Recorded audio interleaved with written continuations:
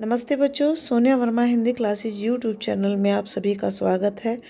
और आज की वीडियो टीजीटी पीजीटी हिंदी की परीक्षा हेतु मैंने तैयार की है। आज की वीडियो में मैं आपको आलवार संतों के विषय में जानकारी दूंगी। तो चलिए वीडियो को आरंभ करते हैं। आज की वीडियो प्रश्नावली 6 के अंतर्गत है और उसमें मैंने 12 आलवार संतों के विषय में आपको जानकारी देने का प्रयास किया है। तो हम सबसे पहले यहाँ आलवार संतों के नाम को देख लेते हैं। तो आलवार संत कुल संख्या में 12 थे। तो प्रथम आलवार जो संत थे वह पेरियालवार थे। इसके पश्चात आंडाल जो एक महिला आलवार संत थी। इसके बाद कुलशेखर, इसके पश्चात काटकोप, फिर इसके पश्चात सटकोप, फिर तोंडर, डिप्पौड़ी, विरूपाई, करमाई, नमिनालवार, मधुर कवि, नकमालवार और तिरुपाणी। ये जो है अंतिम आलवार संत यहाँ पर हैं।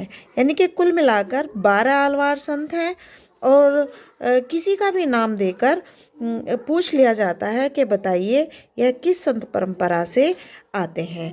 तो यदि हमारे पास संतों की या गुरु शिष्यों की नाम की सूची उपलब्ध रहती है तो हम ज़्यादा से ज़्यादा प्रश्नों को सही करने का प्रयास करते हैं। तो हमारे पास आलवार संतों को जो एक विवरण है, 12 आलवार संत है। तो अगर हम प्रश्नों के प्रारूप को आलवार संत परंपरा में देखें तो बनते हैं कि कुल कितने आलवार संत प्रसिद्ध हैं। तो कुल 12 आलवार संत प्रसिद्ध हैं। प्रथम आलवार संत कौन है? तो इसके लिए हमारा जवाब होगा पेरियालवार प्रथम आलवार संत है।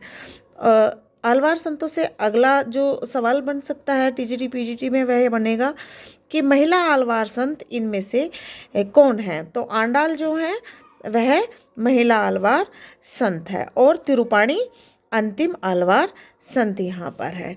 आलवार संत परंपरा के विषय में मैं आपको बताना चाहती हूँ कि आलवार संत वैष्णव संप्रदाय से थे और यह ईसा की 7वीं 8वीं सदी में दक्षिण भारत में भक्ति का प्रचार प्रसार कर रहे थे। और आलवार संत तमिलनाडु से थे। सभी प्रसिद्ध तमिल कवि भी हैं और संत भी हैं। यहाँ पर मैं आलवार शब्द का अर्थ बताती हूँ। तो वह है कि वह जो भगवान के अनुभव में निमग्न हो, अर्थात आलवार शब्द का जो अर्थ है वह है भगवान की भक्ति में लीन रहने वाले। तो इनसे जुड़ी कभी कभी आलवार शब्द का अर्थ पूछ लिया जाता है विकल्प में। तो आपको पता होना चाहिए कि आलवार शब्द का क्या अर्थ है। मैं दोबारा से इसे रिपीट करती हूँ। आलवार शब्द का अर्थ होता है वह जो भगवान के अनुभव या भक्ति में निमग्न हो। इस संत परंपरा में भगवान विष्णु एवं उनके अवतारों की पूजा और प्रशंसा की जाती है। और इस संत परंपरा का जो साहित्य हमें प्राप्त होता है उसमें आलवार संतों के जीवन का एक ही उद्देश्य था, विष्णु जी की प्रगाढ़ भक्ति में लीन रहना और अपने उपदेशों एवं लिखे गए काव्य से या गाए गए काव्य से जो उपदेशों से युक्त था दूसरे साधकों को भी लीन करना।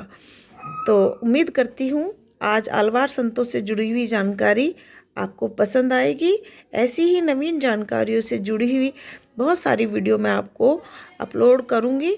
जो आप बच्चे टीजीटी पीजीटी की परीक्षा देने जा रहे हैं उनके लिए छोटी वीडियो बड़ी कारगर सिद्ध होने जा रही हैं।